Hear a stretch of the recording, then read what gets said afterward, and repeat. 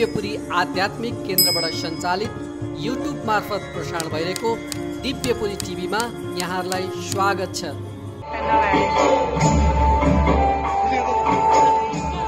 नमस्ते जोजोलोपा, म विविसिका श्रेष्ठ,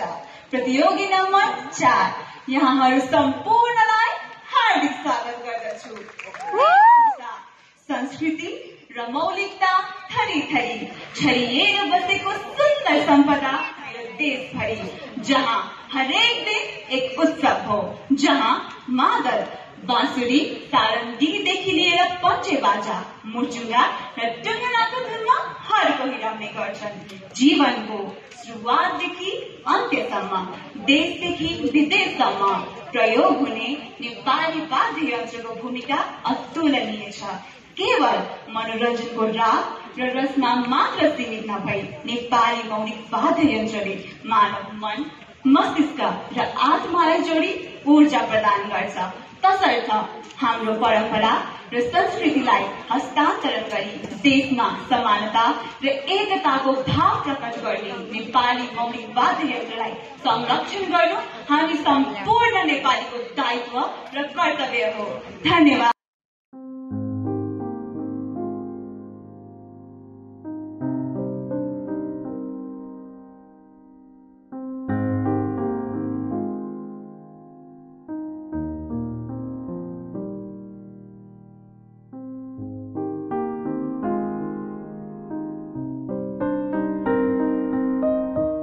अब नचिनेका मान्छेले मिस मङ्गलको सेकेन्ड रनरअप त भन्नुभयो, तर आफ्नो व्यक्तिगत रूपमा हजुरको इन्ट्रोडक्सन दिँदा चाहिँ हजुरको अध्ययन के हो, के गर्दै हुनुहुन्छ, त्यो परिचयको रूपमा चाहिँ सुरुवात गरौँ। हेलो, नमस्ते एभ्रिवान, म चाहिँ विविसिका श्रेष्ठ, हाल चाहिँ ब्याचलर 3rd इयर BSW गरिरहेको छु KMC कलेजमा। र भर्खरै मैले चाहिँ मिस मङ्गल 2021मा चाहिँ पार्टिसिपेट गरेँ, जसमा म सेकेन्ड रनरअपको उपाधि जित्न सफल भएँ। र ब्युटी प्याजेन्ट गर्ने, ब्युटी प्याजेन्टमा स्टेजमा उभिने र आफूभित्र भएको ट्यालेन्टहरू चाहिँ होल कम्युनिटी, सोसाइटी, वर्ल्ड सामु पुर्याउने चाहिँ मेरो सानैदेखिको सपना थियो र मिस मङ्गलबाट त्यो पुरा भयो। And I am really proud of myself and happy. अनि मिस मङ्गोल भन्दाखेरि अलिकति हामीले पनि हुन त मिस वर्ल्ड, मिस नेपाल भनेर सुनिरहेका छौँ होइन। मिस मङ्गोल भनेर टिपिकल मिस मङ्गोल चाहिँ कस्तो किसिमको व्यक्तित्वहरू चाहिँ त्यहाँ पार्टिसिपेट हुन पाउने रहेछ? के लाग्छ हजुरको अनुभूति? हजुर त आफू प्रत्यक्ष त्यसमा भोगेर आउनु भएको छ। र मिस मङ्गोलमा पार्टिसिपेट गर्ने भनेर मेरो सानैदेखिको ड्रिम चाहिँ एउटा ब्युटी प्याजेन्टमा पार्टिसिपेट गर्नु थियो। आई वाज नट स्पेसिफिक यस्तो एउटै प्याजेन्टमा गर्नुपर्छ भनेर। र मिस मङ्गलमा पार्टिसिपेट पनि मेरो संयोग बसै भएको थियो। आई वाज नट प्रिपेयर्ड, म पार्टिसिपेट गर्ने अब भनेर पुरा एक्साइटेड पनि थिइनँ, म जस्ट बुझ्न मात्र गएको थिएँ। र सरले चाहिँ मलाई फर्स्ट डे नै जाने बित्तिकै सरले चाहिँ मलाई इन्टरभ्यू लिनुभयो। लाइक उहाँले चाहिँ जाने बित्तिकै नै मलाई क्वेसन आन्सर सोध्नु थाल्यो। आई वाज स्केयर्ड फर्स्टमा त, र मैले दिएको आन्सरहरूबाट चाहिँ हि वाज इम्प्रेस्ड। अनि उहाँले चाहिँ एकचोटि ट्राई गरेर पार्टिसिपेट गर, राम्रो मिहिनेत गऱ्यो भने यु क्यान भनेर सरले मोटिभेट गर्नुभएर चाहिँ मैले पार्टिसिपेट गरेको थिएँ। र 22 जना पार्टिसिपेन्टहरू हुनुहुन्थ्यो र सबैजना एकदमै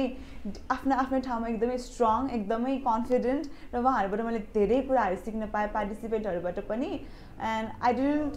इमेजिन म चाहिँ टप 3 मा पुग्छु भनेर। I was just there to learn something, र आफ्नो ड्रिम पुरा हुँदैछ। र फाइनलको दिन पनि सबै त्यो 23 डेजको ट्रेनिङहरू चाहिँ एकैचोटि कति छिटो सकेको जस्तो। अब फ्राइडे फिनाले थियो,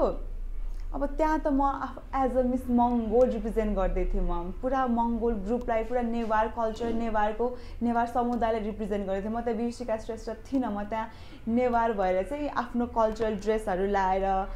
पुरा नेवार कल्चर रिप्रेजेन्ट गर्दा चाहिँ एकदमै राम्रो प्राउड फिल भयो मलाई चाहिँ। एन्ड स्टिल यो क्राउन लाउँदाखेरि मैले एउटा सपना देखिरहेको जस्तो फिल भइरहेको छ मलाई, लाइक स्टिल। अब जसरी मङ्गोलको रूपमा भनेपछि अब हजुर त नेवारको रूपमा प्रतिनिधित्व हुनुभयो होइन, अरू को हुनुहुन्थ्यो त? अरू वर्गहरू को हुनुहुन्थ्यो हजुरको त्यहाँ कलिग्सहरू, साथीहरू? पार्टिसिपेन्टहरू चाहिँ मङ्गोल ग्रुपमा पर्ने every one, like Rai, Limbu, त्यसपछि शेर्पाहरू जुन मङ्गोल ग्रुपमा पर्नुहुन्छ। र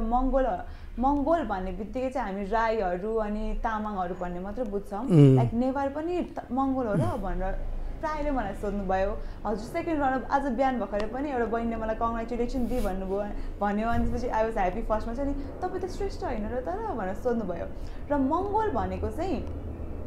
पहिला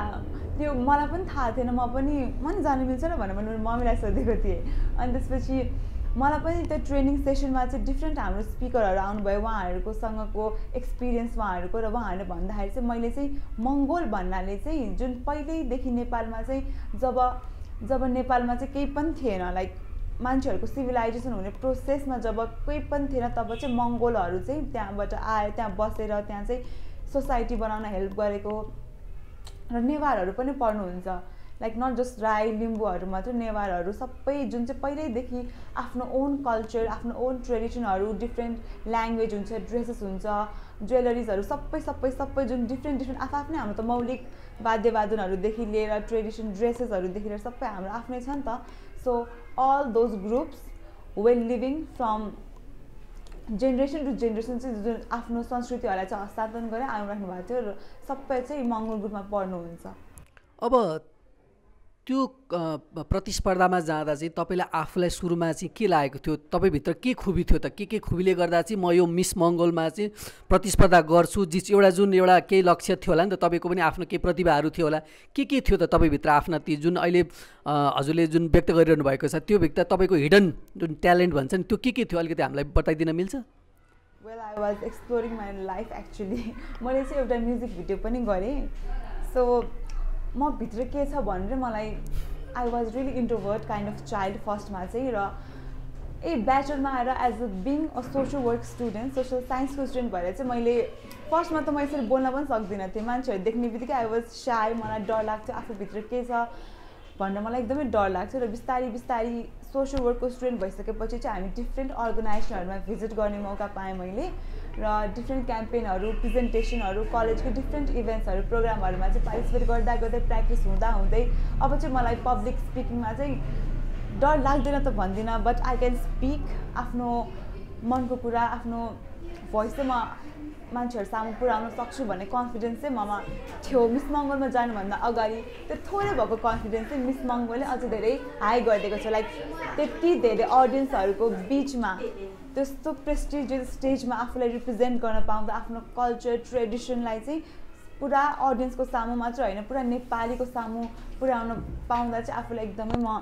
ब्लेस्ड ठान्छु। अब के छ त तपाईँको योजना? हुन त तपाईँ अहिले ब्याचलर इन सोसल वर्क पढिरहनु भएको छ होइन सामाजिक सेवाकै जुन एउटा तपाईँ अध्ययन पनि गरिरहनु भएको छ देखेँ मैले तपाईँको पृष्ठभूमि तपाईँको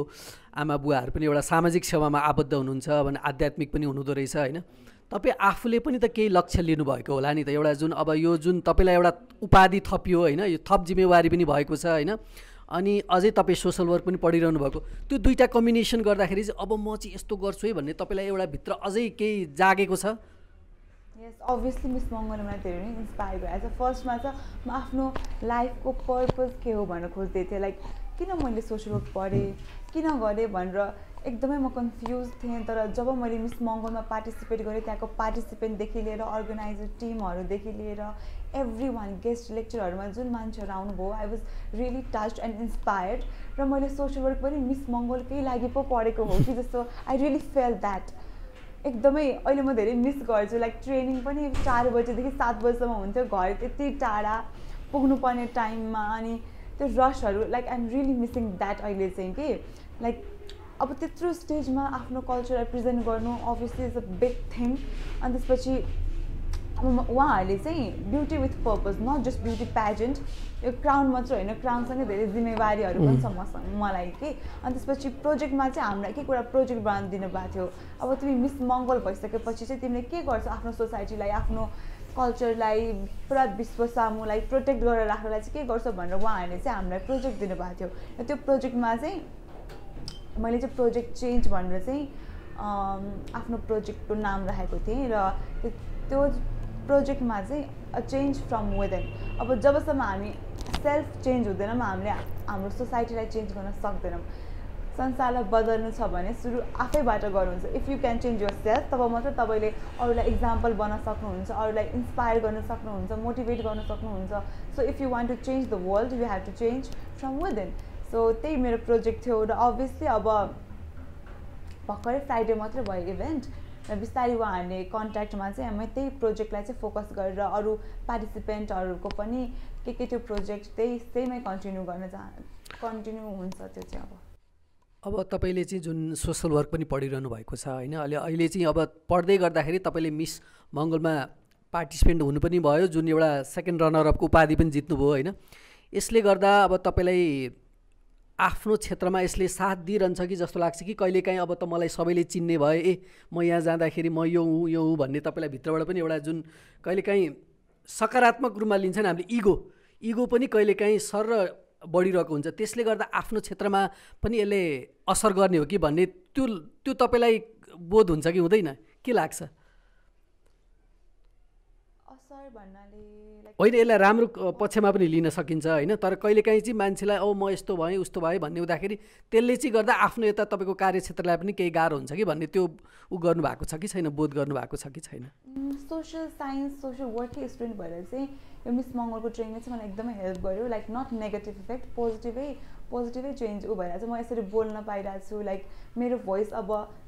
कलेजमा मात्र स्कुलमा मात्र सुनिन्थ्यो भने अब होल नेपालले अलिक धेरै मान्छेहरूले मेरो भोइसहरू सुन्न सक्नुहुन्छ अब। सो नेगेटिभली होइन, लाइक मिस मङ्गोलले मलाई पोजिटिभली नै धेरैवटा कुरामा हेल्प गराएको छ। इभन म सोसल वर्कको स्टुडेन्ट भएर चाहिँ डिफ्रेन्ट कम्युनिटी, गुरुङ कम्युनिटी, त्यसपछि सिक्लेस गयौँ हामी, चितलाङ गयौँ, डिफ्रेन्ट हामी चाहिँ ठाउँहरूमा चाहिँ गइरहेको थियौँ एज अ क्याम्प भनेर चाहिँ। र मलाई त्यही डिफ्रेन्ट कल्चरहरूको ट्रेडिसनल ड्रेसेसहरू हेर्दा एकदम रमाइलो मजा आउँथ्यो। र मिस मङ्गोलमा पनि डिफ्रेन्ट कल्चरल ब्याकग्राउन्डको मान्छेहरू आउनुभयो, उहाँहरूले लाउने ड्रेसेसहरू देखेर मैले उहाँहरूले लाइक होइन फर्स्टमा हामीले जो सुभ्या भन्थ्यौँ भने थुजिचे त्यो सबैहरू सिक्ने कस्तो रमाइलो, कस्तो सबै त्यो ट्रेडिसनको मान्छेहरू चाहिँ आएर एउटा फिस्ट जस्तो कि सेलिब्रेट गराएर दिनदिनै एकदमै रमाइलो हुन्थ्यो। र सोसियल वर्क फिल्डमा पनि यसले मलाई धेरै हेल्प गरेको छ मिस मङ्गोलमा पार्टिसिपेट गरेर चाहिँ। अनि तपाईँलाई के लाग्छ त्यो मिस मङ्गोलमा चाहिँ प्रायः काठमाडौँभरिका स्कुल जुन काठमाडौँभरिका थिए कि अरू दूरदराजका गाउँतिरका दुर्गम भेगका पनि कोही आउनुभएको थियो, कोही हुनुहुन्थ्यो? वेल मिस मङ्गोल एकदमै प्रेस्टिजियस प्लेटफर्म हो। आई डिडन्ट न्यू, मलाई मिस मङ्गोल सुनेको त थिएँ तर यस्तो प्रेस्टिजियस थियो भने चाहिँ मलाई आफूले पार्टिसिपेट गरेर मात्र थाहा भयो। भ्यालीभित्रको भन्दा पनि बाहिरको मान्छेहरू चाहिँ एकदमै धेरै एक्साइटिङ इन्ट्रेस्टेड धरानबाट आउनुभएको थियो 3-4 जना हाम्रो पार्टिसिपेन्टहरू। अनि उहाँहरू चाहिँ फर्स्ट टाइम नेपाल आउनुभएको just to participate in Miss Mongol. त्यति मात्र नभएर चाहिँ हाम्रो पहिलाको कुमारी, पाटनको कुमारी समिता बज्राचार्य, उहाँ पनि पार्टिसिपेट हुनुहुन्थ्यो एज अ पार्टिसिपेट। उहाँले पनि हामीसँग कम्पिट गर्नुभयो र कुमारीहरूलाई त हामी एकदमै सम्मान गर्ने, कुमारी गढलाई हामी नेवारहरूले झन्। र उहाँसँगै पार्टिसिपेट गर्न पाउँदा, त्यत्रो धरानबाट आउनुभएको कन्टेस्टेन्टहरूसँग पार्टिसिपेट गर्दा चाहिँ एकदमै मेमोरेबल, एकदमै राम्रो एक्सपिरियन्स थियो। कति दिनसम्म उहाँहरूसँगै रहनुभयो? केही अनुभवहरू त्यस्तो सेयरिङ गरिदिन मिल्छ? कुनै ट्रेनिङ वाज फर 23 डेज। केही त्यस्तो अनुभव दर्शकहरूको लागि, जसरी धेरै ठाउँका व्यक्तिहरू आउनु भएको थियो नि त होइन, उहाँहरूसँगबाट पनि हजुरले त धेरै कुरा सिक्नुभयो होइन, अनि दर्शकहरूलाई पनि केही सेयर गर्न मिल्छ? सो ट्रेनिङ सेसन चाहिँ लाइक जस्ट फर वाक अनि हाम्रो स्टेजमा कसरी प्रेजेन्टेसन हुनुहुन्छ भनेर थियो। तर ट्रेनिङ बाहेक चाहिँ हाम्रो त्यो हेरिटेज साइटमा चाहिँ हामी भिजिट गयौँ र एक दिन चाहिँ हामी कुमारी घरमा पनि गयौँ। जीवित देवी कुमारीलाई हामी चाहिँ प्रत्यक्ष रूपमा देख्न पायौँ, उहाँको ब्लेसिङ्स लिन पायौँ। र त्यसपछि जाँदै गर्दाखेरि चाहिँ सबैजनाको चाहिँ आफ्नै क्यापेसिटी, आफ्नै खुबीहरू थियो। अनि सबैजना तर एकदमै मिलनसार, कोहीको पनि लाइक म जित्छु कस्तो एकदम रुडवाला नेचर कसैको पनि थिएन, सबैजना एकदम मिलनसार र राम्रो हुनुहुन्थ्यो। अब तपाईँ मिस मङ्गोलमा जसरी पार्टिसिपेन्ट भएर त्यो जुन एउटा उपाधि लिइसकेपछि तपाईँका ती साथीभाइ त जसरी तपाईँसँगै चिया खाजा खाने, ती नास्ता खाने साथीहरूले हेर्ने दृष्टिकोण अघिल्लो दिन र भोलिपल्टमा चाहिँ के परिवर्तन पाउनुभयो, के भने, के त्यस्तो अनुभवहरू अलिकति सेयर गरिदिनु? वेल माई ट्रु फ्रेन्ड्स जुन चाहिँ मेरो साँच्चीकै असल साथीहरू थियो, उहाँहरूलाई चाहिँ मैले एकदमै प्राउड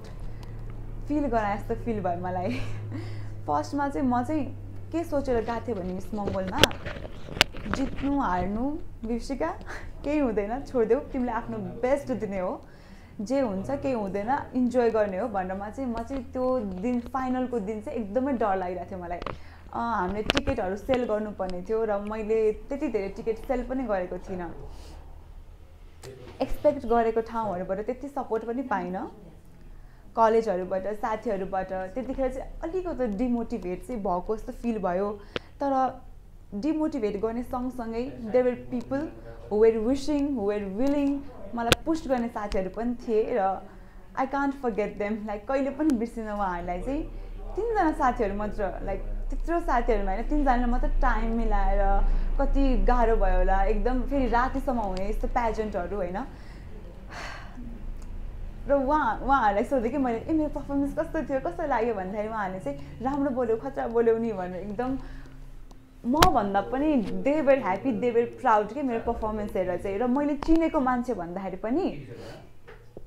त्यही स्टेजमै आई सोल्ड ओन्ली 10 टिकट्स मैले 10 मात्र टिकट सेल गरेको थिएँ र मिस मङ्गोलमा चाहिँ सबैको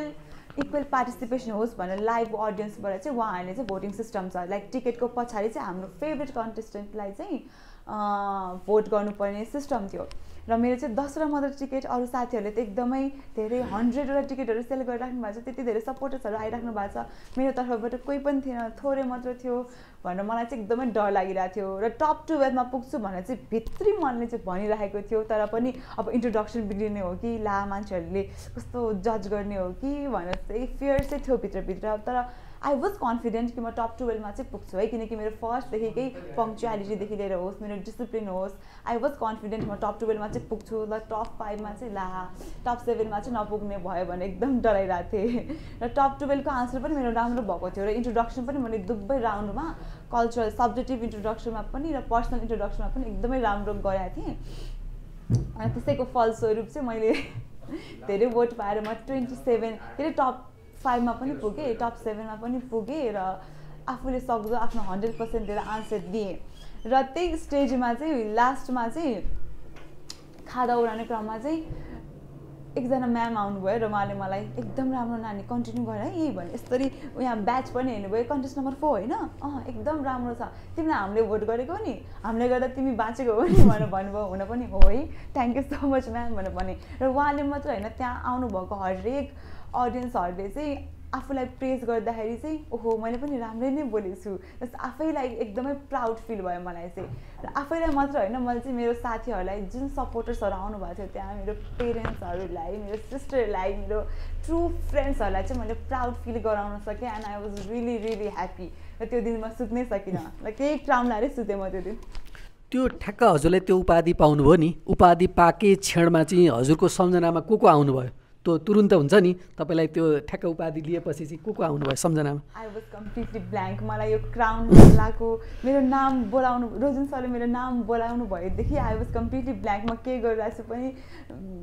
पहिलाको सेकेन्ड राउन्डबाट पनि आउ वक गर्न भन्दाखेरि पनि आई वाज ब्ल्याङ्क मेरो दिमागमा आई वाज ब्ल्याङ्क मेरो दिमागमा केही आइरहेको थिएन त्यतिखेर आई जस्ट थ्याङ्क गड कि मलाई चान्स दिनुभयो यो स्टेजमा आउन किनकि सानैदेखिको सपना थियो र मेरो प्यारेन्ट्स मेरो साथीहरू कसैले एक्सपेक्ट गरेको थियो मैले त्यस्तो पर्फर्मेन्स त्यस्तो ट्यालेन्ट छ मभित्र भनेर I was kind of introvert नि त मैले आफूले मनभित्र राखेको कुराहरू कसैलाई सेयर गर्न भन्न सक्दिनँ थिएँ र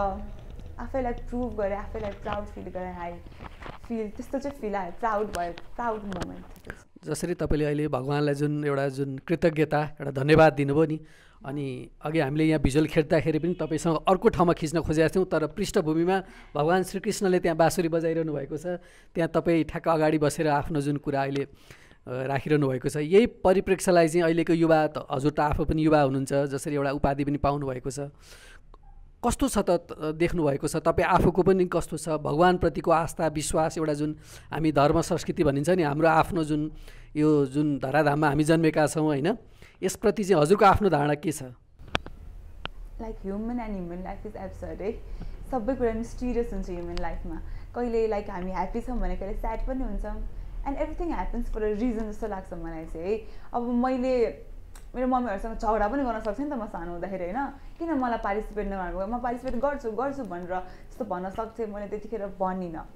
पछि ठुलो हुँदै गएपछि मात्र उहाँहरूलाई पनि मम्मी ड्याडीलाई पनि रियलाइज भयो लाइक मेरो छोरी चाहिँ क्यापेबल छ भनेर है सो अहिलेको युथहरूले अहिलेको युवाहरूलाई चाहिँ के भन्न चाहन्छु भने youths you are present you are future of our society अनि हाम्रो कल्चर हाम्रो ट्रेडिसनलाई चाहिँ पछिसम्म मान्छेहरूले चिनोस् भनेर चाहिँ हामी युथहरूले नै गर्ने हो like no one's gonna do that for you जसरी मैले भने if you want to change you have to change from within if you want to change something आफैबाट स्टार्ट गर्ने हो आफै नै राम्रो छैन भने अरूलाई ब्लेम गरेर अरूलाई ब्लेम गरेर मात्र केही हुँदैन if you want to change राम्रो सोसाइटी यो क्रिएट गर्नु छ भने चाहिँ तिमीहरूले आफैबाट गर्नुपर्छ र